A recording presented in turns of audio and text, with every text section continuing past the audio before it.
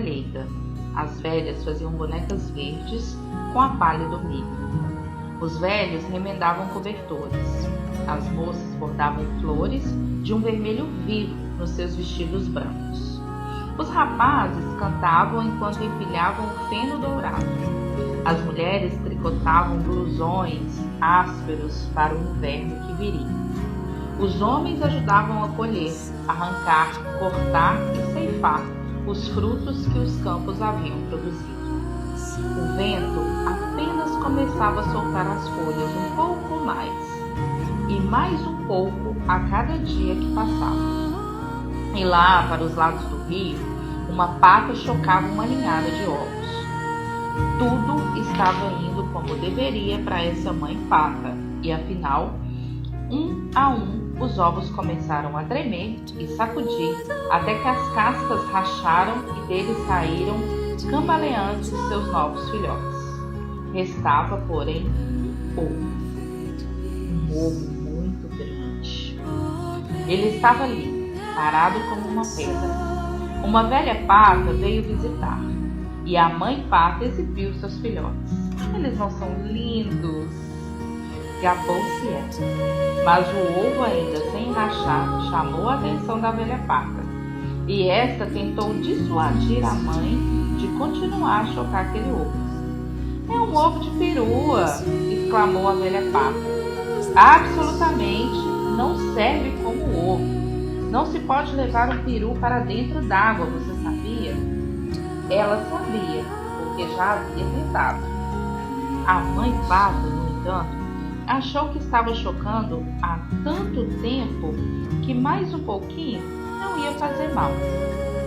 Não estou preocupada com isso, disse ela. Mas você sabia que o safado do pai desses patinhos ainda não veio me visitar uma vez sequer? Afinal, o ovo grande começou a estremecer e a rolar. Acabou quebrando, e dele saiu uma criatura grande e desajeitada. Sua pele era marcada por veias sinuosas, azuis e vermelhas. Seus pés eram de um roxo claro, seus olhos de um rosa transparente. A mãe pata inclinou a cabeça, esticou o pescoço e contemplou. Não pode se conter. Ele é feio demais. Talvez seja mesmo um peru. Preocupou-se ela. Contudo, o patinho feio entrou na água, acompanhou os outros filhotes. A mãe pata viu que ele nadava muito bem. Ele é um dos meus, apesar de ter essa aparência tão estranha. No fundo, porém, no ângulo certo, ele é quase bonitinho. E assim, ela o apresentou às outras criaturas do quintal da fazenda. Mas antes que percebesse, outro pato atravessou o quintal a toda e bicou o patinho feio bem no pescoço. Pare com isso! Gritou a mãe pata. Ora, ele é tão feio e esquisito, ele precisa que o maltratem, retrucou o valentão. Oh, mais uma ninhada! Como se já não tivéssemos bocas demais a alimentar, exclamou a pata rainha com um trapo vermelho na perna.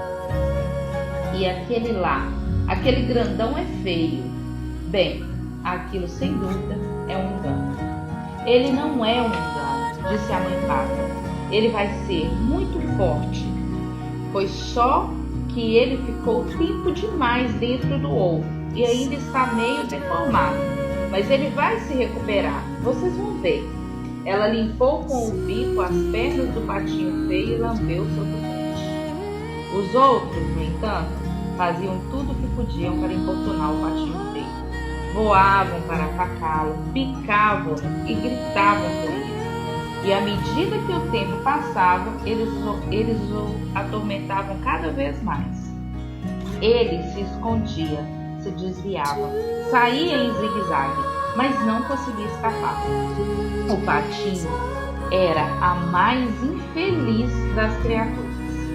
A princípio, sua mãe o defendia, mas com o tempo, até ela se cansou daquele filho. Como eu queria que você fosse embora! Exclamou ela desesperada. E foi assim que o patinho feio fugiu. Com a maior parte das suas penas arrancadas e Todo enlameado, ele correu e correu até chegar a um pântano. Ali ele se deixou à beira d'água, com o pescoço esticado e sorria um pouco de água de vez em quando. Dos juncos dos gansos o observavam. Eram jovens e cheios de si. Ei, você, criatura horrorosa! Disseram rindo a socar o pato. Quer vir conosco até o próximo condado? Há um bando de gansas solteiras por lá, pronta para serem escolhidas. De repente, ecoaram tiros. Os gansos caíram como um baque e a água no pântano ficou vermelha com seu sangue. O patinho feio mergulhou para se abrigar e por toda parte só haviam tiros, fumaça e cães latindo. Afinal, o pântano ficou vermelho e o patinho saiu correndo e voando o maior descanso possível. Perto do anoitecer, ele chegou a um pobre caseiro. A porta estava pendurada por um barbante e havia mais fendas do que paredes. Ali vivia uma velha esfarrapada com seu gato desgrenhado e sua galinha vesga. O gato fazia jus a morar com a velha, por apanhar como domos, a galinha por botar ovos. A velha achou que estava com sorte por ter encontrado um pato. Talvez fosse uma paca e também botasse ovos. Se não fosse, podemos matá-lo para comer. E assim o pato ficou. Mas ele era perseguido pelo gato e pela galinha. Para que você serve se não bota ovos e não sabe apanhar camundongos? Perguntavam-lhe os dois. O que mais gosto de fazer, disse o patinho com um suspiro, é ficar debaixo. Quer seja debaixo da amplidão azul do céu, quer debaixo do frescor azul da água. O gato não via nenhum sentido em querer ficar debaixo d'água e criticou o patinho pelos seus sonhos idiotas. A galinha não conseguiu ver a graça de ficar com as pernas molhadas e também debochou do patinho. No final das contas, ficou claro que por aqui também não haveria paz para o patinho. E por isso ele partiu, para ver se as coisas podiam ser melhores mais adiante. Ele encontrou, por acaso, um laguinho. Enquanto estava nadando, foi ficando cada vez mais frio. Um bando de aves passou lá em cima, as mais lindas que ele já havia visto. Elas gritavam para cumprimentá-lo, e ele ouviu vozes.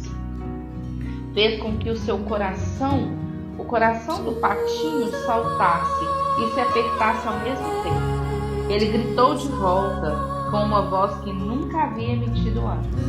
Ele nunca havia visto criaturas mais lindas e nunca havia sentido mais desolado. Ele gritou, ele girou e girou na água para observá-las, enquanto desapareciam no céu, e depois mergulhou até o fundo do lago e ali se alinhou. Trêmulo, estava fora de si por sentir um amor desesperançado por aqueles enormes pássaros brancos, um amor que ele não conseguia entender. Um vento mais frio começou a soprar e foi ficando cada vez mais forte com o passar dos dias, e a neve caiu sobre o gelo. Os velhos quebravam o gelo nos baldes de leite, e as velhas ficavam até tarde da noite. As mães alimentavam 3 bocas de cada vez à luz de velas, e os homens saíam à procura de ovelhas sobre o céu branco da meia-noite.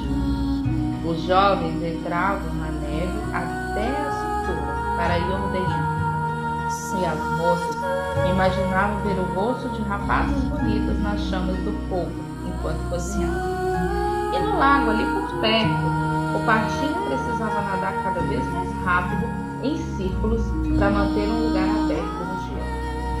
Um dia de manhã, o patinho se descobriu preso no gelo, e foi aí que ele sentiu que ia morrer. 2 patos selvagens vieram voando e chegaram escorregando no gelo. Eles observaram o patinho. é? Grasnaram.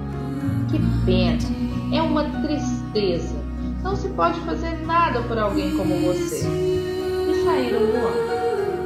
Felizmente, um lavrador passou por ali e libertou o patinho, quebrando o gelo com seu cajado.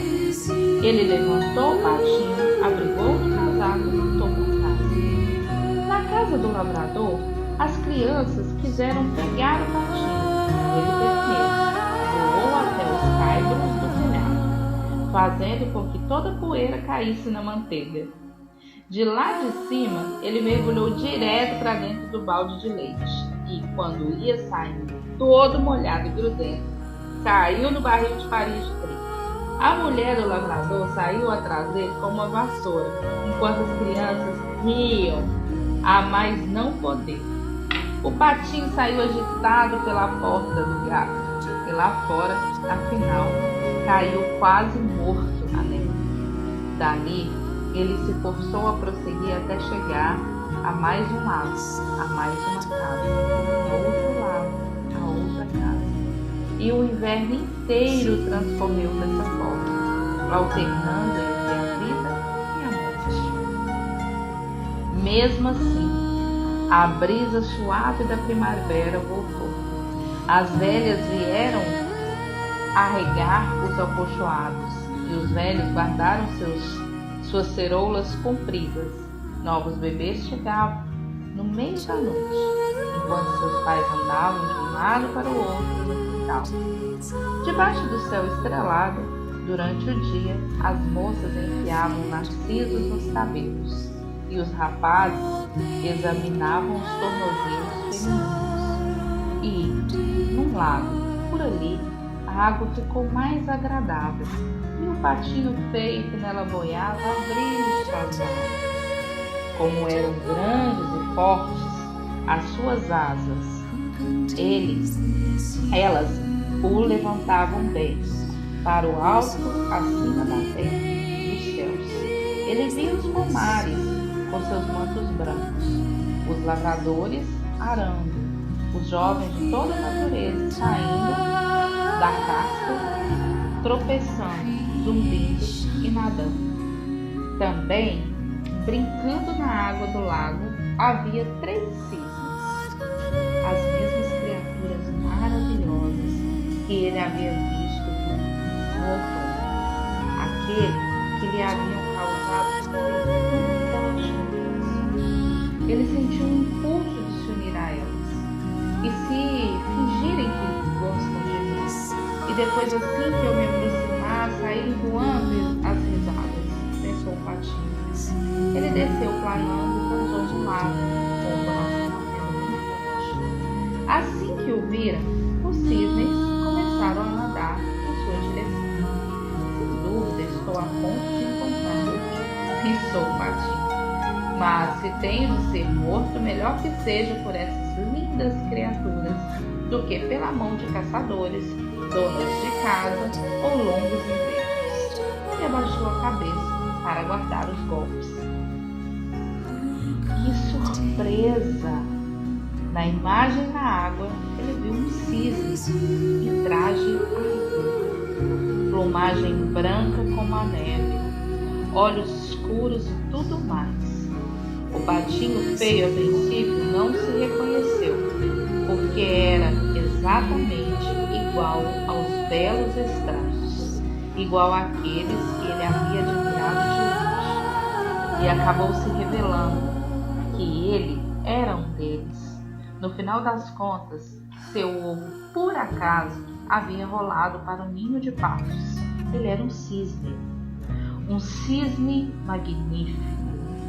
E pela primeira vez, sua própria família se aproximava dele, tocando-o com cuidado e carinho, com as pontas das asas. Eles lhe limparam as penas com os seus bicos e nadaram muito ao redor para cumprimentá-lo. Ei, tem mais um cisne! Gritaram as crianças que vinham trazer migalhas de pão para os cisnes, como costumam fazer as crianças de qualquer lugar. Elas correram para contar a todos. As velhas vieram até a beira d'água, destraçando seus destrançando seus longos cabelos prateados. Os rapazes juntavam nas mãos em taça um pouco de água limpa e a atiravam na direção das moças, que enrubesciam como pétalas. Os homens tiraram uma folga da ordenha só para tomar um pouco daquele ar. As mulheres pararam um pouco de remendar só para rir com seus parceiros. E os velhos começaram a contar histórias sobre como a guerra é longa e a vida é curta. E um a um, fosse pela vida, pela paixão, fosse porque o tempo estava passando, todos se afastaram.